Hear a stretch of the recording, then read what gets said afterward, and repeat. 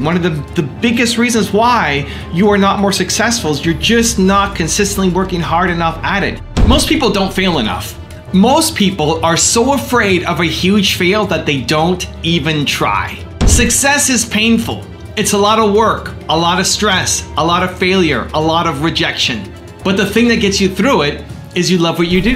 Top 10, I got a top 10. Got my motivation high for my top 10. Gotta learn from the wise women and men. All my life, like 9 to 9. For my top 10, top 10, 9 to 9. This one's for my top 10.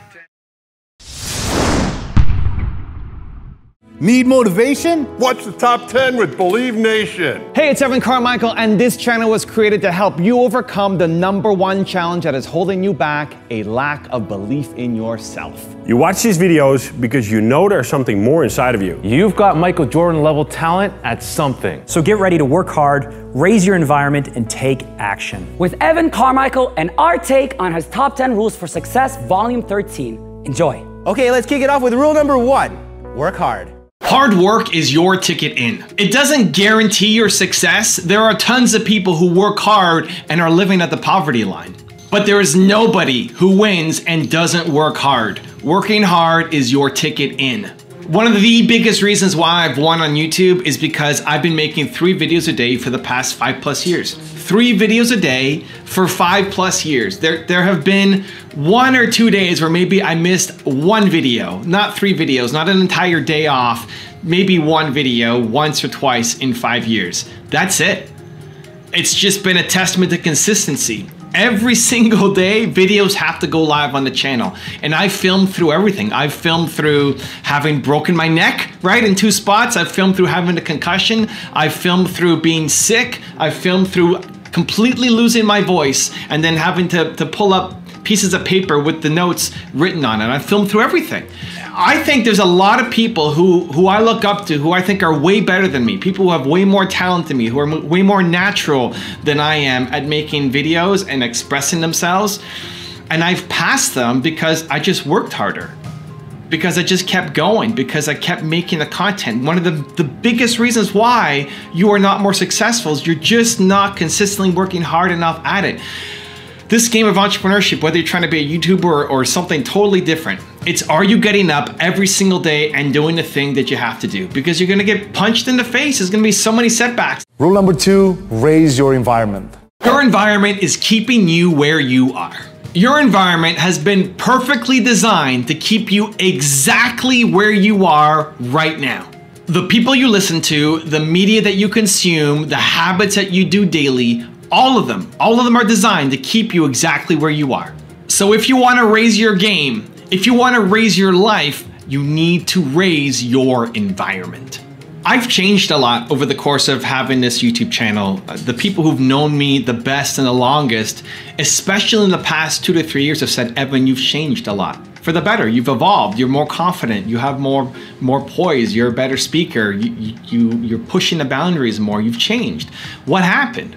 How do I get that for myself, right? People want it. Whenever you are off growing and learning and evolving, other people, they want it. They want a taste of it. They want to do it too, because we are not designed to just photocopy our lives over and over and over again.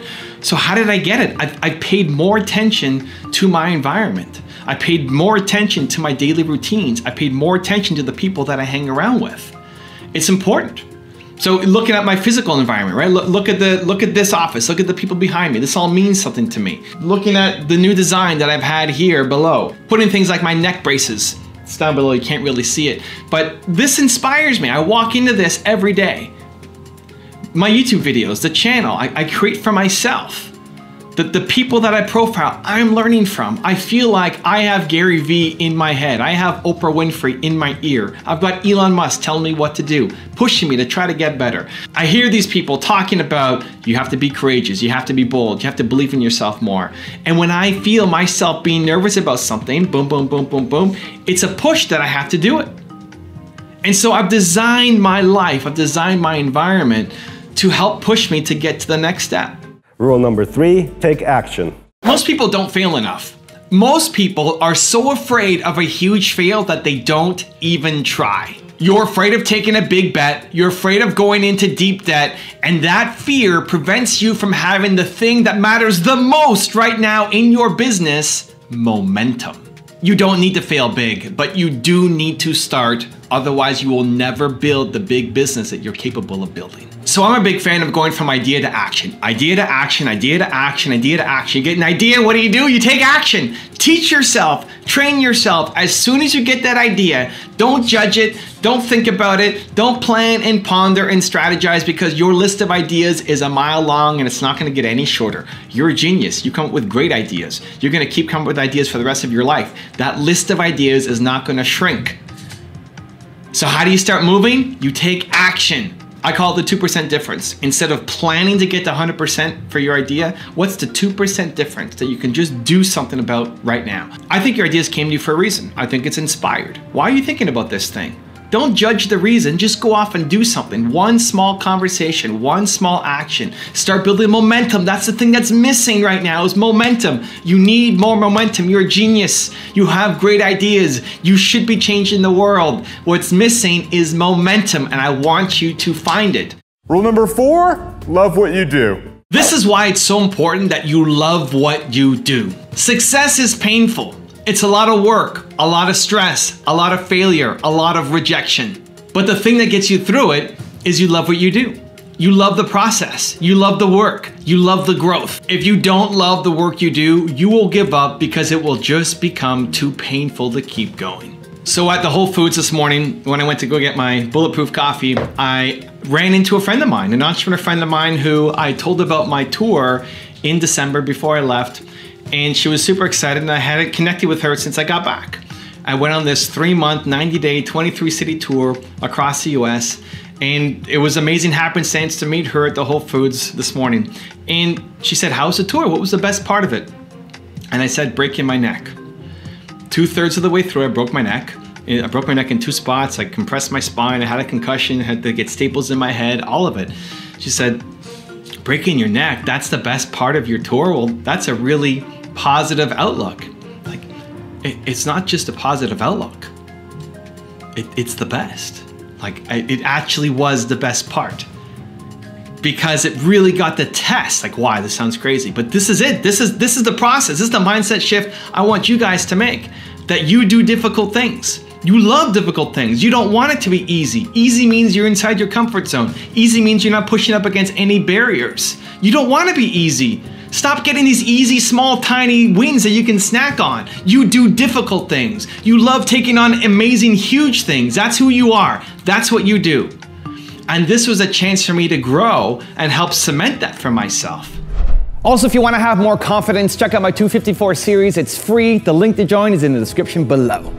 The people who win work the hardest because they love what they do. If you're doing work that you love, you're more likely to follow through. You're more likely to do it because it doesn't feel like work, because you love doing it. Surround yourself with greatness. If you want to be more confident, you need to surround yourself with things that make you feel confident. Rule number 5, don't make busyness your habit. Most people are crazy busy but don't get anything done. If you feel like you're crazy busy, like you barely have any enough time for yourself, that you get to the end of the week and you know you've been hauling ass all week long, you've been busting your face in, you've been working and working and working, super busy, but then you look back and you say, what did I actually do this week? If that's you, then this message is for you.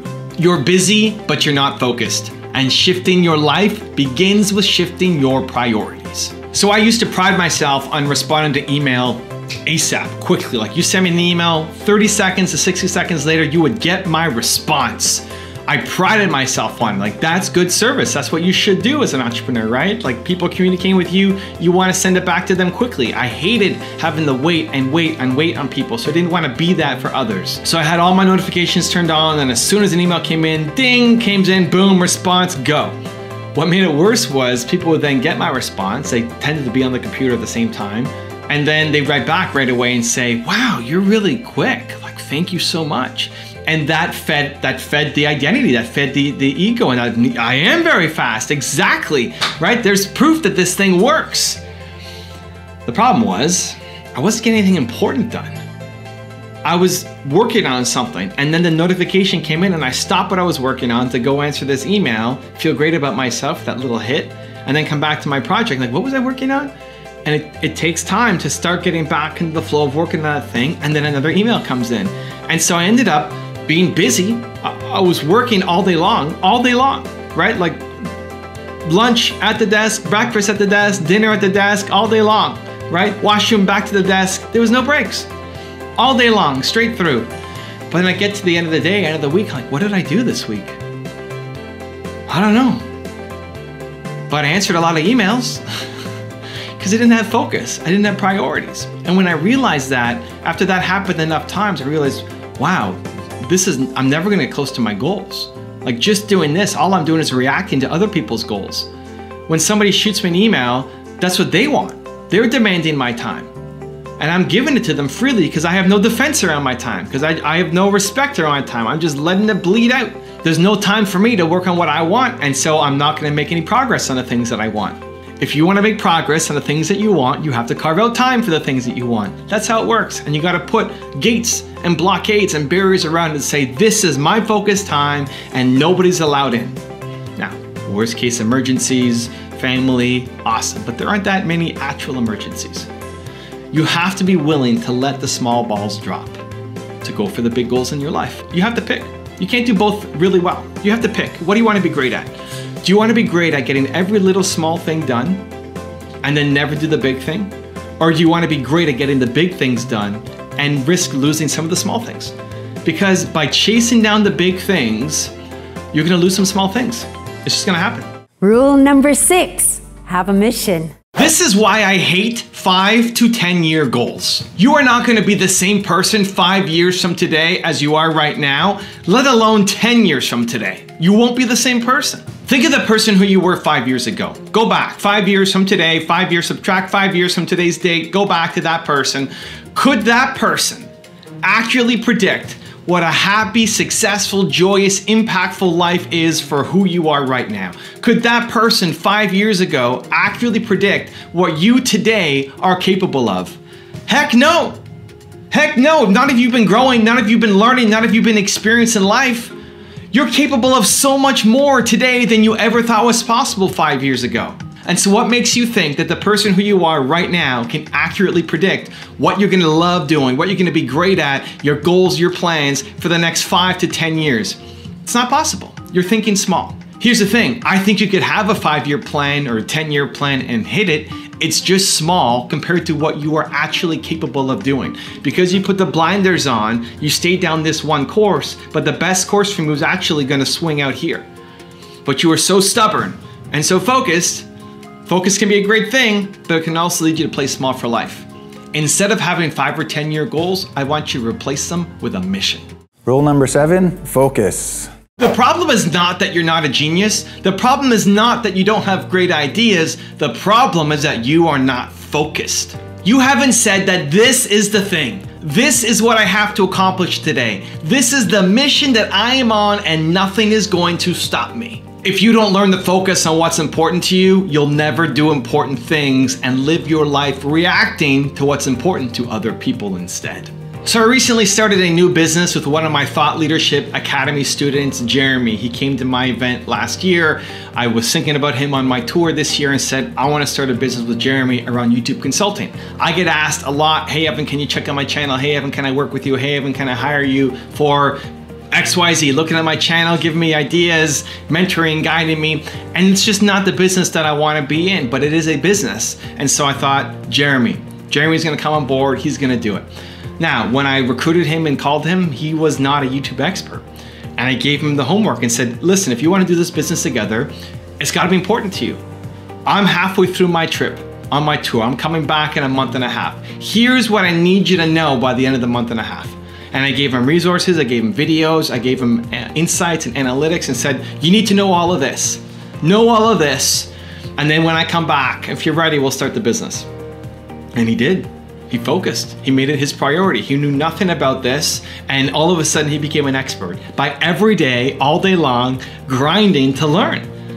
by researching everybody who is an expert at this, understanding their methodologies, their best practices, looking through all my videos, my thumbnails, my strategies, all the things that I've talked about in the past, digesting it, kind of like the Matrix, when Neo's in the Matrix and now he can learn Kung Fu, and now he learns how to fly a helicopter, all of that stuff. That's basically what he did. And when it came back in a month and a half, I put him to the test and said, hey, let's do 2 free calls. We'll take 2 people from my community and say, hey, free call, let's go. And he blew me away with how much he knew because he focused on it. Here's a guy who went from knowing almost zero to now being an expert to be able to really help give value to people. And now when we're looking at new people coming in, I barely have to do anything because he already knows what I'm gonna say. He already knows, he's already done the work, he's done the research because he spent that time on focused effort. And this is where I think a lot of people feel like they're never gonna win because you may not have had the expertise, you don't have the education. It doesn't take long to become an expert. It's just focused work that you're passionate about. Focused work, you could quickly become, in a matter of months, an expert at something if you just focus in on it and dedicate your life to that thing that you love. You can easily pass people who are experts at something who don't love their thing, but because you're willing to take it on, you're willing to absorb. Think about when you went to school, how much of the information you had in your head, but you had to read over the page 4 times. So you're at the same page 4, 5, 6 times because you got lost, you got distracted. That's not focused work because you don't love that thing. But when you love something, how much faster do you retain it? How much more enjoyable is the learning process? How much better are you really quickly because you love doing that thing? And so Jeremy got really good really quickly because he loved it, because he attacked it, because he focused on it, because he made it a priority, because he didn't say, well, I'll spend half an hour a week trying this new thing. No, that's not how you win. Now, where do we go from here? We'll see. Does Jeremy want to be a one-man band forever? Does he just want to be a high-paid consultant? Does he want to then bring on a team? Does he want to expand? Does he want to have products? We'll see. We'll see how that business evolves and flows. But he got here in a really short amount of time because of that focused effort and energy, and that's what I want for you. Rule number 8, let your genius out.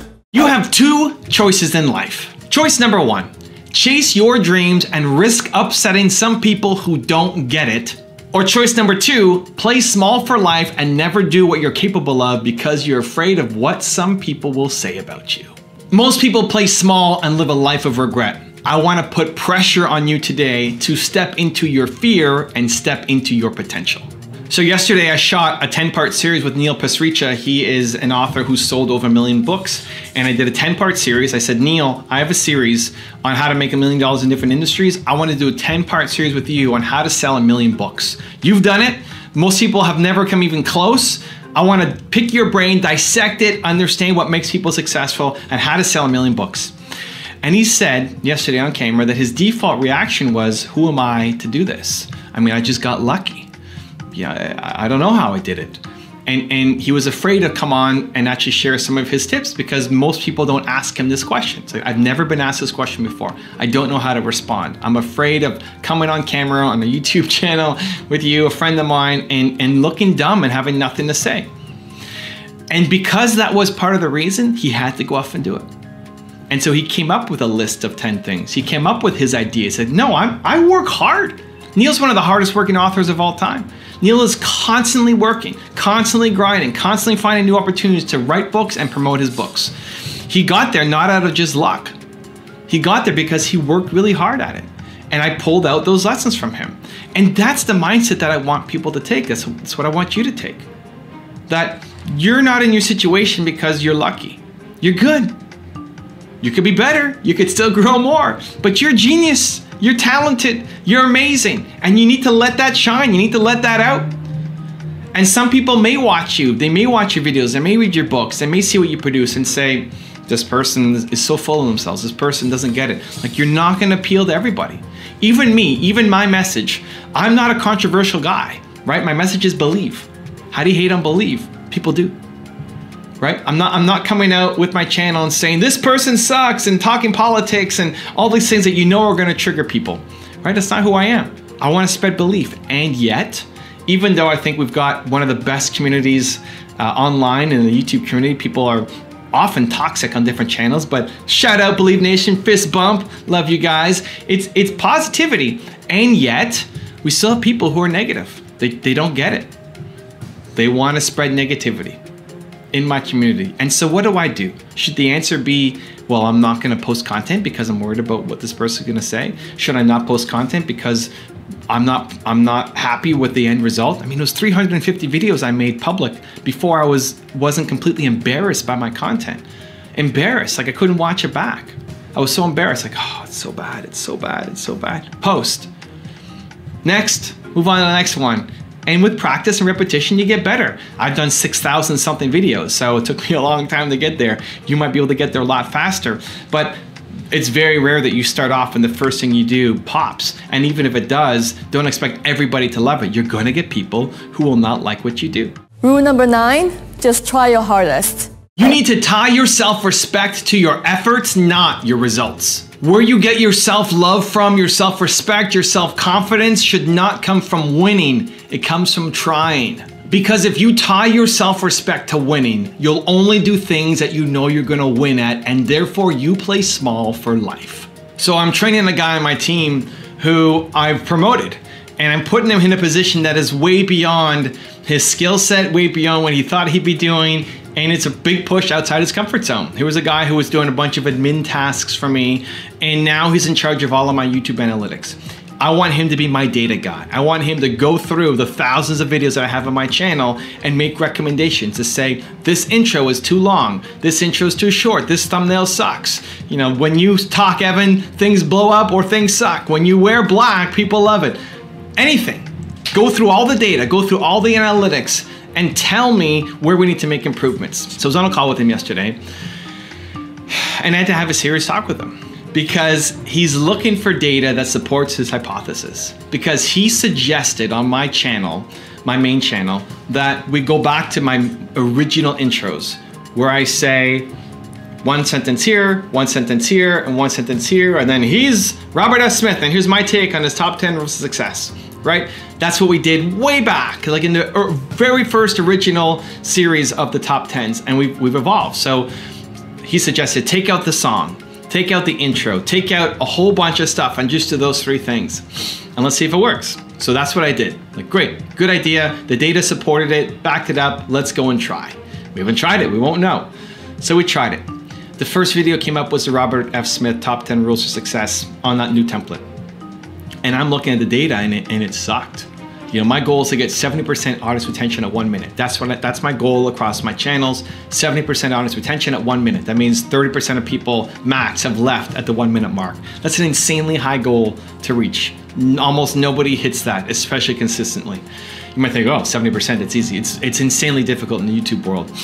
So I looked at the numbers for this one, and it was 52% or something brutal. We don't really operate in the 52% range. So this one came in, it was brutal. 52%, like having a heart attack. Oh, it sucked. People hate this. And then I asked him, hey, how are we doing on the new videos? And he sent me this report that says, hey, well, on our relative data is up. You know, a relative of data saying compared to all videos on YouTube, this video is doing well in the first minute. Yeah, but that's not actually the real story, because all of our videos relative to regular YouTube, if you're looking at any video, this video, my first video, all of them, every video I make relative to a normal average YouTube video, were higher relative. That's not what I'm looking for. We're going after 70% audience retention at 1 minute. You know this. This is where we're focused. And behind all of it was he just didn't want to feel like a failure. He didn't want to feel like he recommended something to me and it didn't work out. That he's trying to justify it by saying, well, look, this stat shows that it works, but it's not what we're after. This experiment so far has been an epic failure, and that's okay. What I need you to do is expect to suck. Expect the ideas not to work. Know that coming in. Know that coming in, we're already operating at a really high level, right? If every experiment that we try works, that means that we just sucked at the beginning, right? We sucked. You're learning. You're picking this up. Most of my new experiments don't work. I'm trying hundreds of new things all the time, and most of them won't work. I expect to suck. But it's okay because I tie my self-worth to the effort. Am I putting my max effort out? Your experiment, I'm talking to the guy, your experiment was a great test. I backed it. The data suggested we do it, but it's not working. And we'll give it a month to see. And if it still doesn't work, we're gonna move on and do something else. And rule number 10, the last rule before our special bonus clip is believe. 95% of the world wakes up and drives to a job that they hate. I believe that you have Michael Jordan level talent at something, that you are a genius, you are the best at something. Most people either one, have no idea what that thing is, or two, they have found it but they don't have the courage or belief to go chase it down. Either way, the path is through. You need to find the thing that you are a genius at, that you have Michael Jordan level talent at, and live it every single day if you want to live your life instead of regret your life. Now I have a very special bonus rule around how to enjoy the process that I think you're gonna enjoy. But before that, it's time for the 3-point landing questions. Time to go from watching the video to taking action. Here we go. Question number 1, where do you just need to be trying harder? Question number 2, what can you do to raise your environment this week? And number 3, what is one action you need to take today to move your mission forward? Living a joyful life comes from enjoying the process of what you are doing. When you wake up every morning, do you look forward to the work that you're about to do today, or do you hate it, do you dread it, and want to stay in bed? If you are waking up and going to do work that is torture to you, that you don't enjoy, that you dread on a daily basis, you will never be joyful or successful. And I want to change that. So I was on a call yesterday with a buddy of mine who had built $1 million plus business, and he said, Evan, I don't know what to do. I'm unhappy, I'm depressed, I don't like my business, I've built this business that I hate going to, and I've always hated most of what I've done. I've had success, I've built $1 million plus business, but I've always hated the work, and I thought, you have to hate the work to get the results that you want. But I keep hearing you and all these other successful people saying you gotta love the process, you gotta love the work. So what do I do, man? I don't know what to do. Do I shut the whole thing down? Do I keep building? What do I do? I'm lost. I said, hey man, there's something that you love inside your business. What do you love doing? And it started off was, well, I like giving people strategy. I like doing the strategy part of my business, but I don't like the rest of it. Okay, great. So step 1 is you're gonna start doing all the strategy work in your business. Amazing. What else? Like, well, I also like selling. Okay, awesome. You're gonna be the chief salesperson. You're gonna be off selling and meeting people and having conversations. It's like, I don't like delivering. I don't like the operations. Awesome, that's why you've hired a COO to run your company. And then he said, I also like having conversations and mentoring people. Not everybody on my team likes to be mentored, but I love mentoring people. I love guiding them. So he's got 3 things that he loves doing, that he looks forward to, that he wishes he could do all day. And luckily, those are high value skills for his business, right? He wants to be able to set the strategy and help his clients with strategy. He wants to be able to sell, and he wants to be able to mentor and guide the people on his team. He just doesn't want to deliver. So you either become a consultant, where this is all you do, or you hire somebody who he's already brought on, who's your COO, and give him more lateral, give him more abilities, give him more power, give him more permission. And at the same time, if he loves mentoring and training people, he loves people who will listen to him and be open to his guidance and wisdom, then he needs to have a team who respects him, who wants that. And not everybody will. You could have the greatest person who can write copy, or the greatest programmer, or the greatest whatever for your business. But if you love mentoring and they don't want to be mentored, that's not a good fit. So you need to do an assessment on your team and see who loves being mentored by you and keep those people. Because if you go into work every day and you see the people who you love being with, who you love mentoring, who you feel like you're a team with, you'll love going to work. But if you go to work every day and you see these people who don't want to listen to you, who don't want to be trained, who don't want to be mentored, just want to sit down and do their work, it's not going to be a joyful experience for you. And that lack of joy will mean you won't have success in your company as well. And so he's built up this machine that he hates because he always thought you need to hate the work. Like, work is work, it sucks, but you get the results. Like, no, dude, it's the exact opposite.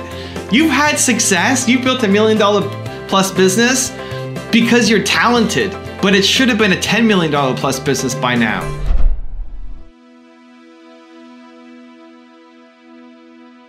And if you want more Evan, check out his Top 50 Rules video. The link is right there next to me. Continue to believe. And we'll see you there. If you have to get motivated every single day, then you are in the wrong business. The people who win work the hardest because they love what they do.